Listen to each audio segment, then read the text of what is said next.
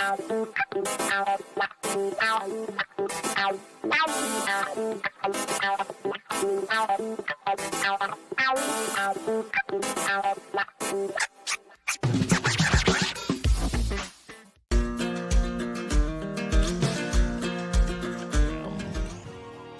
back to the second hour of our program. On the line with us is Pam Garrison, a spokesperson for the West Virginia chapter of the Poor People's Campaign, a national call for moral revival. The website, poorpeoplescampaign.org, and the Twitter handle, Unite the Poor. Pam, welcome to the program. Thank you. Thank you for having me. Thanks for joining us. So tell us about how y'all are dealing with, there in West Virginia, how you're dealing with Senator Manchin's, shall we say, intransigence? Well, that's the reason we've invited Reverend Barber, Reverend Lewis, the Poor People's Campaign, and the country to join us in standing up to the lies, the propaganda, the spin that has been put on the people. West Virginians are not happy. We're not content to live in poverty without we are one of the poorest states there is. Most of our jobs are minimum wage jobs. And so tourism is one of our main industries. And they won't give us a living wage. We are living in poverty. We hear the spin that this with the elections. We watched what happened January the 6th in horror like every other American did. And we've heard that we had one of the most secure, safest elections there ever was by the Department of Justice, the Homeland Security, every Secretary of State. And then as soon as it's over, we see elected officials start trying to dismantle democracy, suppress our votes, take away our rights, and the people are not going to stand for it. And we have heard the lies that about the filibuster. The filibuster is used to suppress the will of the people. It is not constitutional. It is unconstitutional. We've heard the spin about bipartisanship. There's some things, yes, bipartisanship they can work on, but there's some things you have to have principles that you have to stand up and defend. And that's what we want Senator Manchin to do, stand up and defend our democracy. Here in West Virginia, we have fought our legislatures, and we are 95% white. So this isn't a white issue, a black issue. This is a voter suppression issue. This is a red, white, and blue issue. They have in West Virginia, they've tried to make it illegal for us to protest. So the Milan strikers and the UMW and stuff wouldn't have the right to even have their voices heard. They are trying to silence the people, and this is a strategy. This isn't about This isn't about party and race. This is a strategy to keep us poor and suppressed. Yeah, I totally get that, Pam. Pam, in West Virginia, as you pointed out, West Virginia is 95% white. In most of the states that are aggressively passing these laws, or the ones that did it most quickly, are states that have substantial black populations and Hispanic populations. You know, Florida, Texas, et cetera, and the idea, I think, from the Republicans' point of view was that minorities are more likely to vote for Democrats, and so we're going to pass laws that's going to make it harder for minorities to vote. In West Virginia, you don't have that. That dynamic doesn't play out as large as it does in, for example, Georgia. How does that change the political calculus there? Because essentially, you know, I suppose in West Virginia you could say that the Republicans have substituted poor people for black people in other states, but you know, it's and what does that mean to Joe Manchin? I mean that you know, civil rights leaders come and try to talk to him, and his response is basically tough luck, and he doesn't have a large black electorate in West Virginia that he has to worry about backlash from. That goes to show you that this isn't about race. This is a strategy. This is a strategy to keep the elites and the corporations in power and making our policies and making our decisions. And that is who we are watching pull the strings in Washington. It's not the people that we send that are supposed to be standing up for the common good of the people and for democracy and what right.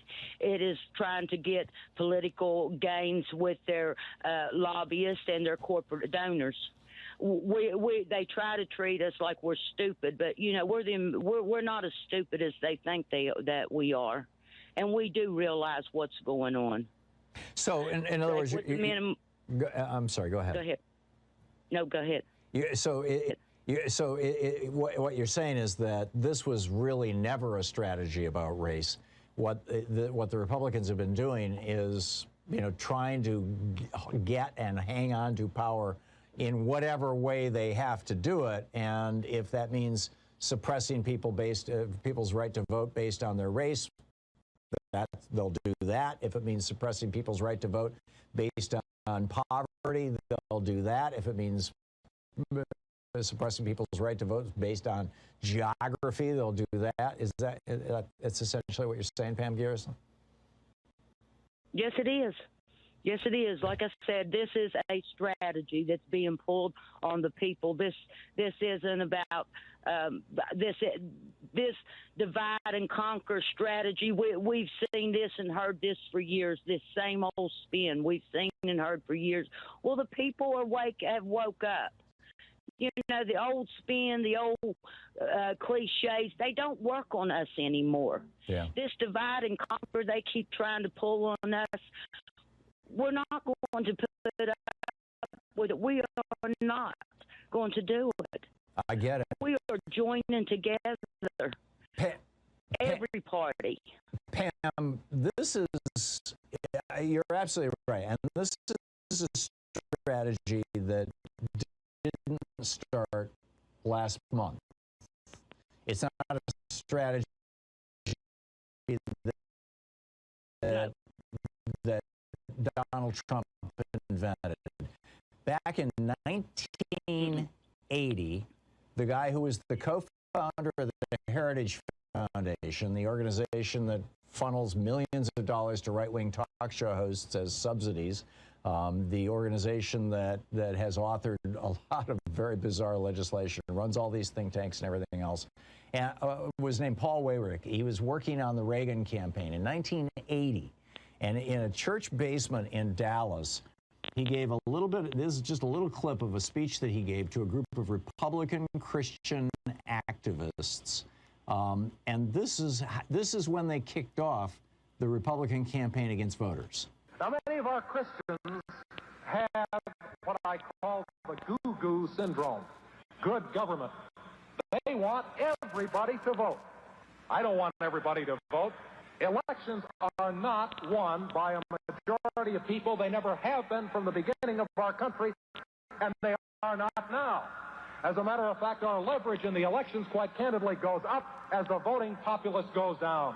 I mean, that was 1980, 41 years ago. The Republicans have been running this scam in various forms. So how is it playing out specifically in West Virginia, and what can be done about it?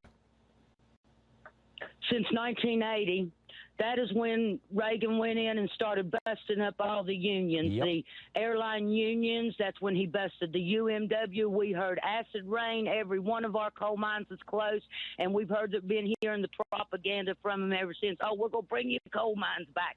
No, they're not. It's a dinosaur industry that they propagate West Virginians with, that we're going to bring you coal back. No, they're not. That is a dinosaur industry. Reagan and that's what I'm saying. We have had this same propaganda put on us, and this false narrative that that the Christians are for this hate and therefore, you know, separating people and demagoguing people and everything. That's not reality. That is their spin and their propaganda. I'm here, my family, I've got Republican families, I've got liberal families, I've got, we're neighbors, we're not out here fighting each other and all that.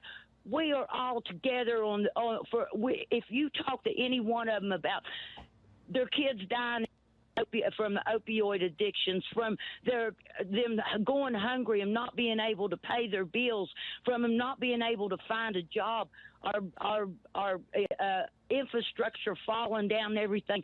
Americans are united. Mm-hmm. We are united. Yeah. We have a slim majority of the wealthiest people that has all the money, that is keeping our economy stagnant, that is the ruling class. Instead of the people, it is the elites, and the people are here to take it back. This is our country. This is our democracy, and we are not going to be silent anymore. I get it, Pam. And what can people do to support the Poor People's Campaign there in West Virginia and nationally? I know there's poorpeoplescampaign.org. Go there as a starting point? Go there as a starting point. Join us. We're sending letters to every representatives, to Senator Manchin, Senator Capito, because this is not a red and blue issue. It's a red, white, and blue issue. They all should be held accountable for their words and their actions, what they do and what they don't do to the people. We need truth. These lies and spin, we've had enough of this. We want integrity. We want accountability. We want the truth. Yeah. We can handle the truth. We're big people. We can handle it. And you know what? We're tired of hearing there's no solutions to none of the problems, because we know there is. Yeah. We know if there was the will behind it, our country we wouldn't be watching the authoritarian countries with their big modern infrastructure in every country leaving us behind. We were the leaders of the free world, and we have fallen to where we're begging.